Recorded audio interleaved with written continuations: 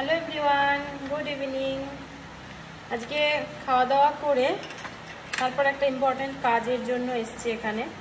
তো আশা করি এই কাজটা আমি আপনাদের সঙ্গে শেয়ার করছি এই কারণেই, কারণ আমার মতন সবারই এরকম টাইপের কিছু সমস্যা হয়ে থাকতে পারে, আর প্রত্যেকেরই এই সমস্যায় আমরা পড়ি।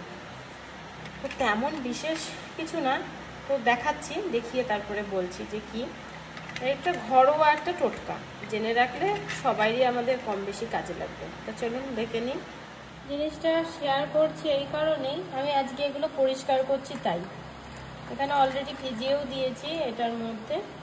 তো অনেক সময় হয় না যে জিনিসগুলো পড়তে পড়তে নোংরা হয়ে যায়, বেশ 1 মাস মতন যদি কন্টিনিউ আমরা ব্যবহার করি সেক্ষেত্রে কিন্তু জিনিস নোংরা হয়ে যায়।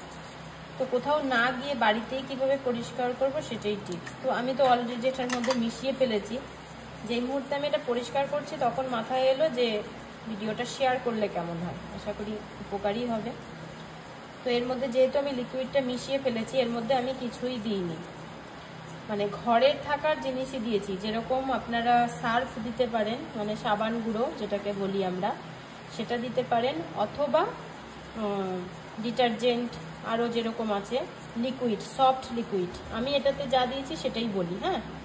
সেটা হচ্ছে ভিম লিকুইড দিয়েছি আমি এখানে, ভিম লিকুইড দিয়েছি এই জলটার মধ্যে।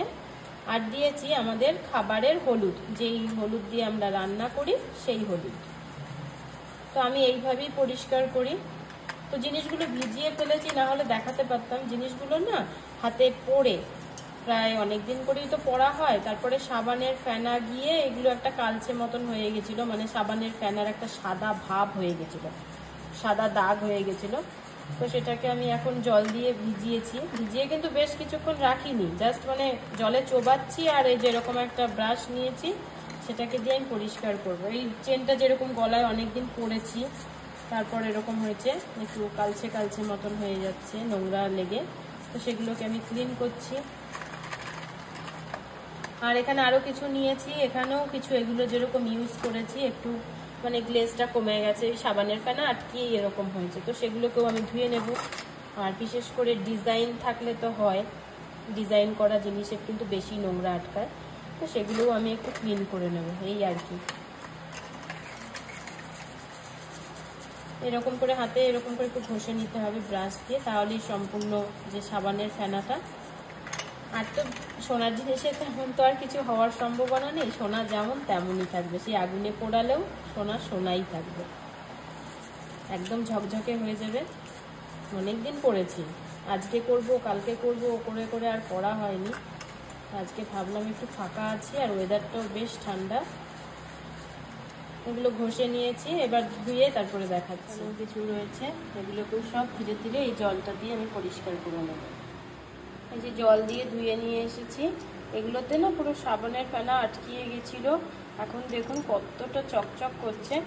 এগুলোর মধ্যে তো কোনো গালা নেই, কিন্তু একটা কথা বলে রাখি, এটা হচ্ছে প্লাস্টিকের।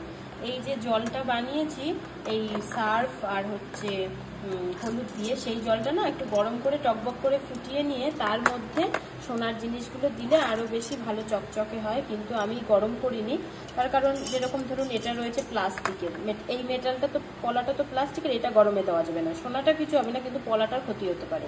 বা যেরকম গালাবালা হলে কি হবে, যদি গালা থাকে বালাতে, তাহলে হচ্ছে ওই গালাবালা দেওয়া যাবে না, বাদ বাকি সব দেওয়া যাবে, শুধু গালা টাইপের কিছু দেওয়া যাবে না।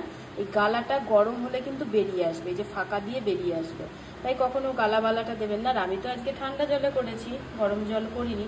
তো গরম জল ছাড়াই তো দেখলাম সুন্দর পরিষ্কার হয়েছে, দারুণ সুন্দর চকচক চকচক করছে। তো এইভাবে আমি পরিষ্কার করে নেবো। আর অনেক সময় খুব নোংরা হলে যখন বালাগুলো বাদ দিয়ে বাদ বাকি সবগুলো আমি গরম জলে আর একটু সার্ফ আর একটু হলুদ দিয়ে পরিষ্কার করি। যেদিন গরম জল দিয়ে করবো সেদিন তো শেয়ার করব। তো আজকের মতন এইটুকুই, দেখা হবে নেক্সট ভিডিওতে। টাটা। কেমন লাগলো আজকের এই ভিডিওটা অবশ্যই জানাবেন।